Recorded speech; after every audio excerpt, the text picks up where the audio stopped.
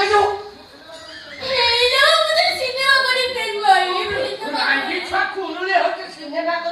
ସିନେମାରେ କିଏ ଅଛି ଆଉ ଫୋନ କରିବେ ତତେ ଡାକିବେ କହିବେ ଆଡଭାନ୍ସ ଦବୁ ତାକୁ ରୁମକୁ ନେଇଯିବେ ଲାଲିଆ ଲାଲିଆ ଉଠ ତା ଧରେ ଗୋଟେ କିସ କରିଦେବେ ତୁ ଜାଣି ପାଇଲୁ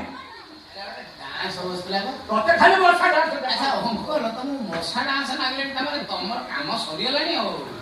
ମାଛି ନାଗିଗଲାଣି ଆଉ ଆଚ୍ଛା ଏକା ଏଇ ଯୋଉ ନାଳ ଦୋଷଟା ତମର ଏକା ଅଛି ନା ତୋ ବାପା କରିଥିଲା ମୋ ବାପାଙ୍କୁ ପଚାରୁ ଯାଉ ବାପା କୋଉଠି ଅଛନ୍ତି